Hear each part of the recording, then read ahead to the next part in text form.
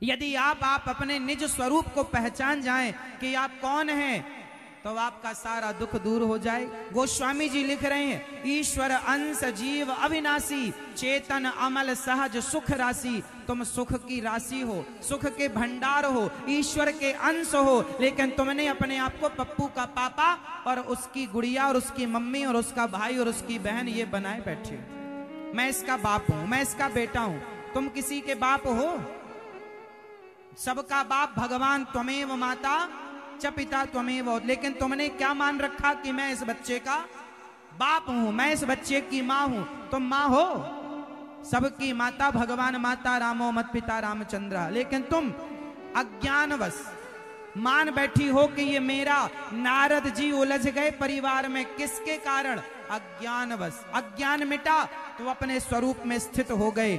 उसी तरह जिस दिन आपका ज्ञान मिट जाएगा, उस दिन आप भूल जाएंगे कि आपका कोई बेटा कोई बेटी है। ये तो भाई शरीर के विकार हैं। जैसे शरीर से नाखून बढ़ता है तो आप बढ़ने के बाद काट देते हैं, बाल बढ़ते हैं, बढ़ने के बाद आप काट देते हैं, शरीर में नहाते हैं तो मैल अपने आप छूट जाता है। जैसे शरीर का विकार नाखून के रूप में, बाल के रूप में, मैल के रूप में निकलता ही रहता है, ऐसे ये परिवार भी शरीर का, मन का एक विकार है।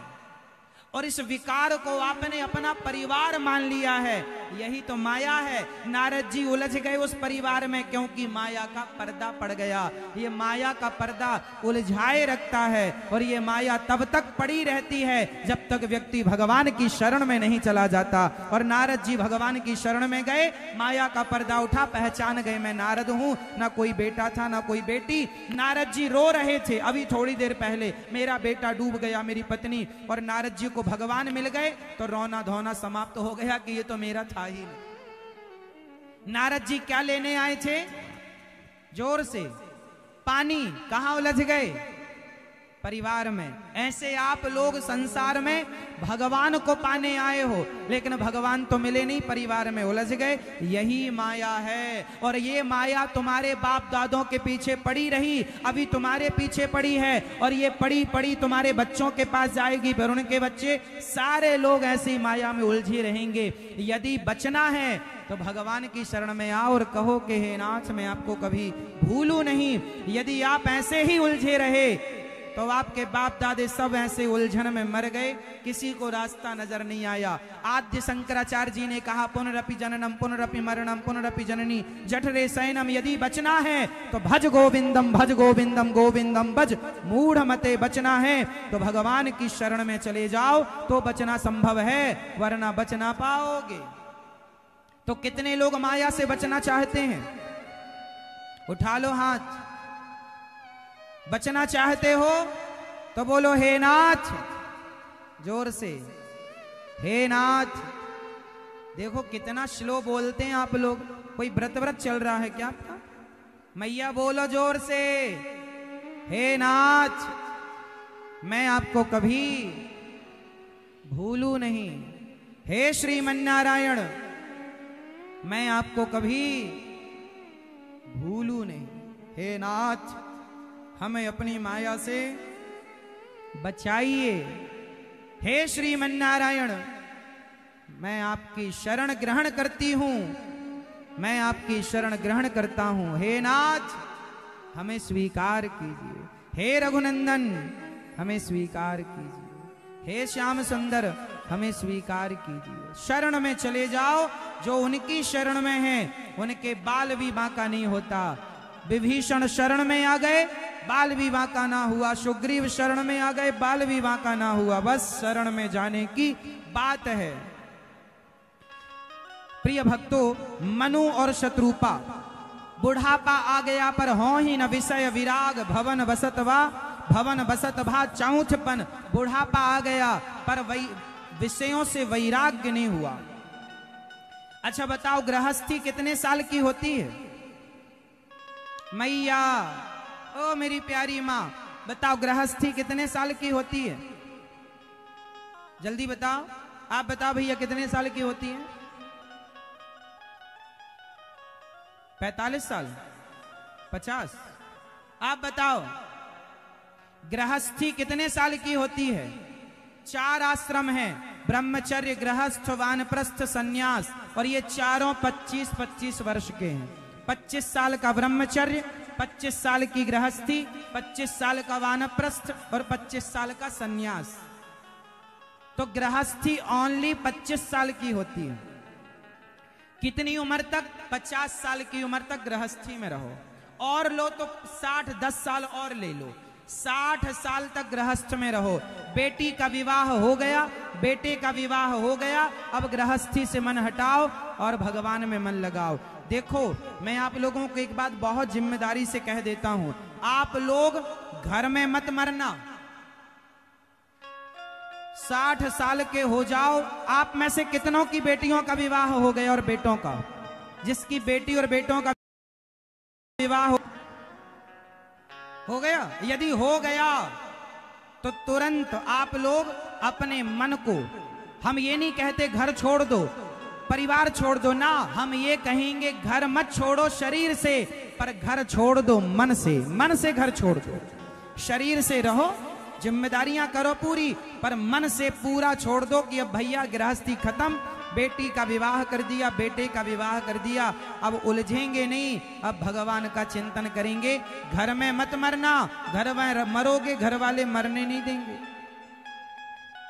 हमारे साधु संत कहते हैं कि मरना भला है दूर का, जहां न अपना कोय, पशु पक्षी भोजन करें कोटि यज्ञ फल होए। घर में मरोगे ना, घर वाले मरने नहीं देंगे। आप मर के देख लो, जैसे ही मरने तैयार होंगे घर वाले हिला हिला के पूछेंगे हमें पहचानो। रिश्तेदार आएंगे, कल तक कोई मुंह नहीं दिखाता था, आज आए हमें पहचानो पहचानो। लो, कल जिंदा थे जब तक कोई नहीं आता था पूछने कैसे हो, मरने लगे तो कोई सिर पकड़ के, कोई कंधा पकड़ के। एक बार तो कोई आदमी मर रहा था और इतना जोर के हिलाया और धक्का मुक्की इतनी की उसके ऊपर ही गिर गए, बेचारे बढ़ऊ निपट गए गिरने से। तो भैया मरते समय तुम्हें घर वाले मरने ना देंगे, गर्मियों में मरोगे तो पसीने पसीने हो जाओगे, लाइट चली गई तभी को तब तो और लो। इसलिए मरना भला है दूर का, मरने के पहले नर्मदा का तट पकड़ लो, परिक्रमा लगाओ नर्मदा जी की, वहीं कहीं मर जाएंगे आराम से। घर में मरोगे मरने नहीं देंगे। बहू बार बार हिलाएगी सास को, माँ जी पहचानो ये वही बहू है, जिंदा थी तो गिलास भर पानी नहीं पिलाया, मर रही है तो बाल्टियों से आंसू बहा रही है। बेटा जिंदा थे बाप तो बेचारे को पानी ना पिलाया, सेवा ना की, बाप मरने लगा तो बेटा रो रहा है। काहे रो रहे हो, ये नाटक किसके लिए है? सारे लोग फॉर्मेलिटी करते हैं, तुम्हारे मरने में कोई इसलिए आता है क्योंकि तुम गए थे, व्यवहार चुकाने आता है। किसी को कोई फर्क नहीं पड़ता कि आप मर गए। इसलिए हम कहते हैं अपना मरण सुधार लो। बेटा बेटी का विवाह हो गया, सबसे नाता तोड़कर भगवान से नाता जोड़ लो। मेरे तो गिरधर गोपाल दूसरो ना, ये झंझट में ना पड़ो, कुत्ते की मौत मरोगे यदि संसार में उलझे रहे तो। तुम्हारे मरने से बताओ, कई लोग ये सोचकर नहीं मरते महाराज जी हम मर जाएंगे, हमारे घर वालों का क्या होगा, बच्चों का, सब बढ़िया होगा, आप तो आराम से मरो, सब बढ़िया होगा।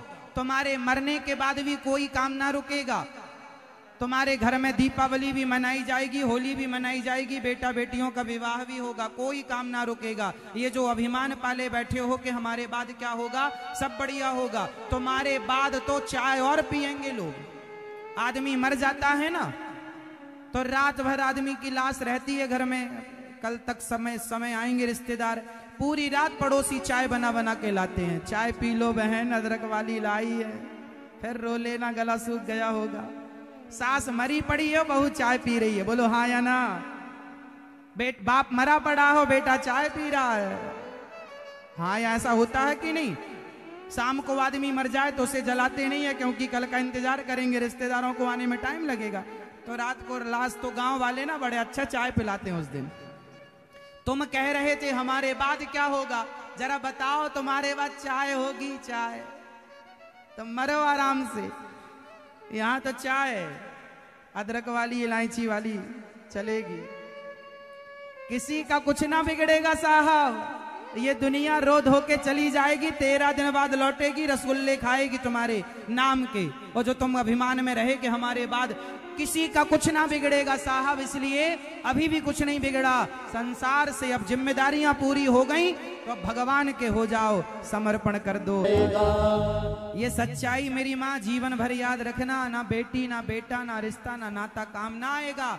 इस शरीर, अरे रिश्ते नाते छोड़ो, ये शरीर भी आपका साथ एक दिन छोड़ देगा। इसलिए जब तक शरीर है इस शरीर से पुण्य कर लो, अच्छे काम कर लो, वो अच्छे कर्म पुण्य आपके संग संग जाएगा और इस धरा पर सब धरा रह जाएगा। इसलिए कहता हूं पुण्य करने में कसर ना छोड़ो, अच्छे काम करने में कसर ना छोड़ो। यहां सारा कुछ रह जाना है, सबका रह गया तो तुम्हारा भी रह जाएगा।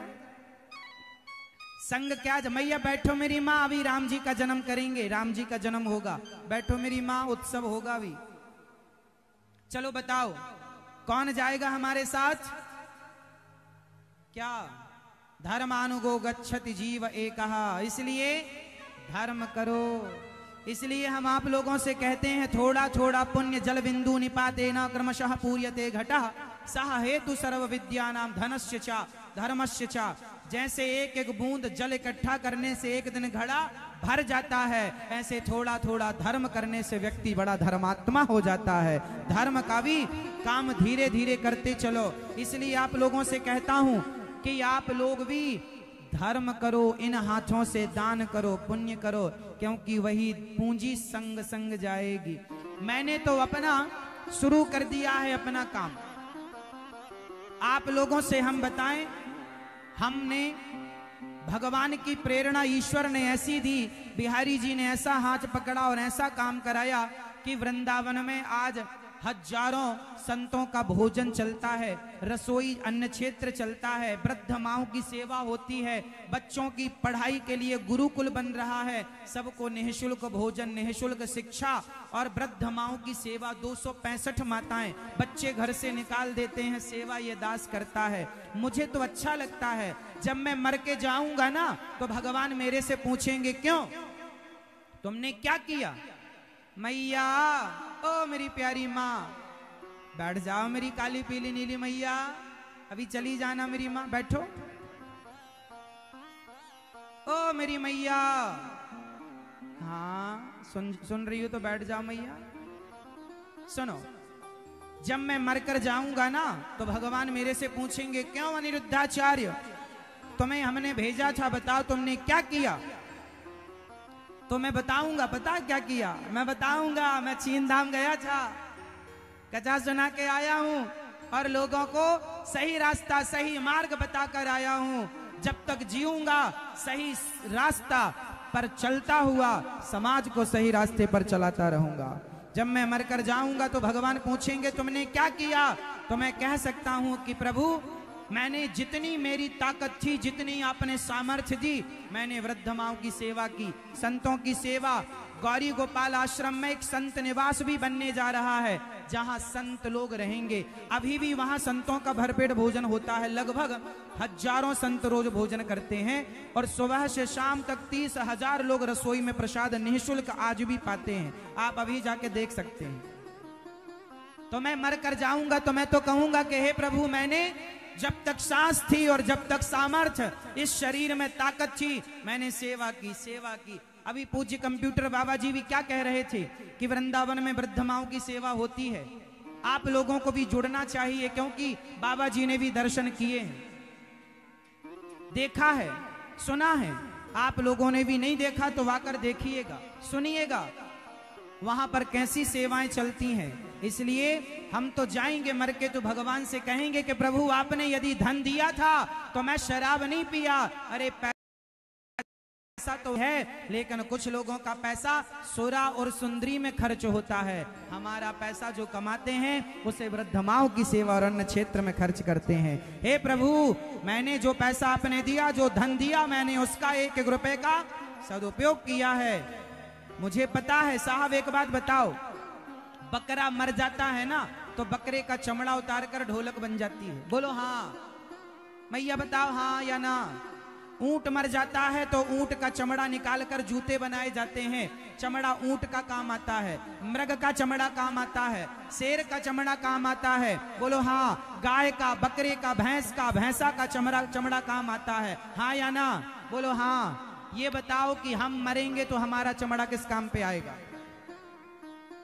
अरे भैया, हमारे चमड़े की तो जूती भी नहीं बनेगी, हमारे चमड़े की तो चप्पल भी नहीं बनेगी। मरने के बाद हमारा चमड़ा जूता चप्पल के काम नहीं आएगा।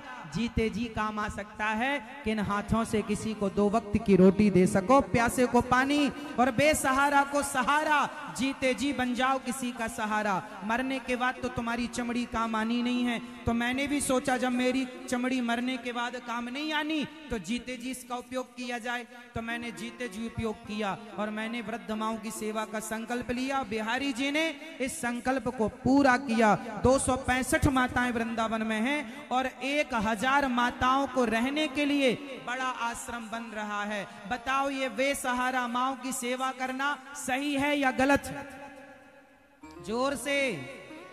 मैं चाहूंगा कि रायसेन जिला की रोटी भी वृंदावन पहुंचे, बरेली की रोटी भी, इस क्षेत्र की 100 गांव की 200 गांव की रोटी भी वृंदावन पहुंचे और वहां आपकी रोटी का भोग लगे और संत खाएं और भोजन में माताएं, वृद्ध माताएं खाएं और आपके बच्चों को दुआएं दें। पीछे कार्यालय लगा हुआ है वृंदावन गौरी गोपाल आश्रम के नाम से, नाम जरूर लिखवाइएगा। और ये चमड़ी मैंने तो जवाब तैयार कर रखा है, भगवान को देने के लिए जाऊंगा तुरंत जवाब दूंगा कि प्रभु मैंने समय का दुरुपयोग नहीं किया, मैंने आपने शरीर दिया, सांसें दी, मेरी हर सांस कथा सुनाने में खर्च हो रही है, भगवान का नाम जपने में खर्च हो रही है, सेवा करने में खर्च हो रही है। मैं तो जवाब लिए बैठा हूं भगवान को देने के लिए। आपके पास क्या जवाब है? जब पूछेंगे भगवान आपने क्या किया तो क्या कहोगे? कि हमने दूसरों की थालियों की रोटियां छीन ली, हमने भ्रष्टाचार किया, हमने लूटा, हमने ठगा। ना साहब, ठगना मत, लूटना मत। हम तो देखो भीख मांगते हैं आप लोगों से और मांग कर सेवा करते, हम ठगते नहीं है किसी को। अच्छा लगे तो देना, नहीं लगे तो मत देना। किसी के जेब में जबरदस्ती हम हाथ भी नहीं डालते, बता देते हैं कि सेवाएं हैं, चाहो तो करो, नहीं तो करने वाले तो भगवान हैं ही, वो किसी न किसी रूप में करते ही हैं। लेकिन आप ईमानदारी से जिंदगी जिया करो, बेईमानी आपके भीतर ना आए, इस बात का पूरा ख्याल रखना चाहिए और सदा धर्ममय जीवन जिया करो। आप लोगों से मेरा यही निवेदन है कि आप भी एक दिन की रसोई जरूर बंटवाना वृंदावन में और एक वृद्ध माँ को गोद लेकर जरूर आप भी माँओं का सहयोग करना ताकि आपकी सेवा उन माँओं तक पहुंचे। हो ही न विषय विराग भवन बसत भा चौथपन, हृदय बहुत दुख लाग जन्म गयऊं हरि भगति बिन।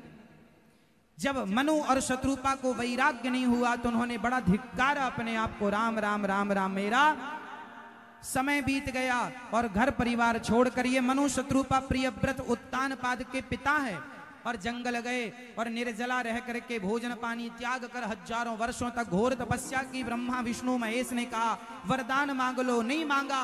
अंत में राम जी आए, वरदान क्या मांगा? हे प्रभु आपकी तरह मुझे पुत्र चाहिए। भगवान ने कहा मेरी तरह तो मैं ही हूं और कोई हो नहीं सकता, जाओ मैं आपका पुत्र बनकर के आऊंगा। जब आप दशरथ बनकर आएंगे तो मैं आपका पुत्र बनकर आऊंगा। वही मनु और शत्रुपा दशरथ कौशल्या बनकर आए और राम जी उनके पुत्र बनकर के आए। तो एक कल्प एक जन्म की ये कथा है। अब एक कथा और गोस्वामी तुलसीदास जी लिख रहे हैं, वो ध्यान पूर्वक सुनिएगा। धर्म धुरंधर नीति निधाना, तेज प्रतापशील बलवाना, तेहि के भय जुगल सुतवीरा, सब गुण धाम महारण धीरा। प्रताप भानु नाम के एक राजा थे।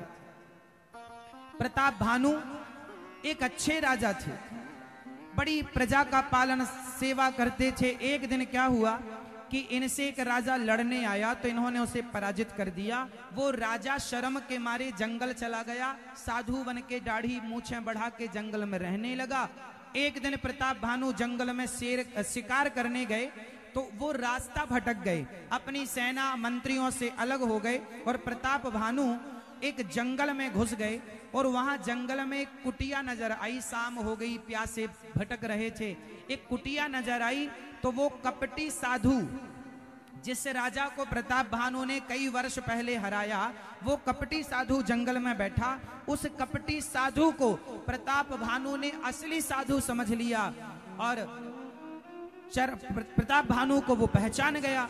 तो साधु, कपटी साधु ने कहा कि तुम प्रताप भानु हो, फलाने जगह के राजा हो। प्रताप भानु ने कहा, महाराज ये तो बड़े ज्ञानी संत हैं, सब जानते हैं। प्रताप भानु नहीं समझ पाए कि ये कपटी साधु है। और कपटी साधु ने कहा कि मेरा नाम एक तनु है, जब से सृष्टि हुई तब से मैं हूं, अर्थात मैंने दूसरा शरीर धारण नहीं किया। राजा उसके बहकावे में आ गए, नकली साधु के। और राजा बोले, महाराज मुझे तुलसी जैसी भवितव्यता तैसे ही मिले सहाय, जैसी भवितव्य आप उन आवई ताही पही ताही तहां ले जाए। कुछ लोग कहते हैं, अच्छा ये बताओ, जैसे कोई पानी में डूब गया तो आप क्या कहते हैं, वो वहां ना गया होता तो ऐसा ना होता, वो आग में जल गया वहां ना गया होता तो ऐसा आप लोग कहते, पर ऐसा नहीं है ऐसा कि ऐसा होना था इसलिए वो वहां गया, उसका इतना ही। तुलसी जैसी भवितव्यता, जैसी भवितव्यता, जैसी भावी, हरी इच्छा भावी बलवाना, जो होना है वो होके रहेगा, होनी तो होके रहे, अनहोनी ना होए, और जाको राखे राम जी तो मार सके ना कोई। प्रताप भानु उस कपटी साधु के चक्कर में पड़ गए और कपटी साधु ने कहा, प्रताप भानु मेरे से कोई वरदान मांगो। तो प्रताप भानु के पास सब कुछ था, लेकिन लोभ इतना था कि हे प्रभु, जरा मरण दुख रहित तनु समर जिते नहीं को, मैं बूढ़ा ना होऊं, 100 कल्पों तक मैं राजा बना रहूं।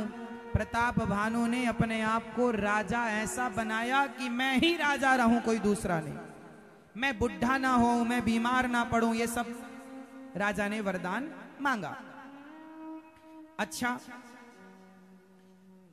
एक तनु नाम के कपटी साधु ने कहा कि ठीक है, आप ब्राह्मणों को खुश कर लो, 3 दिन बाद मैं तुम्हें मिलूंगा, तुम ब्राह्मणों को निमंत्रण देना, मैं भोजन तैयार कराऊंगा।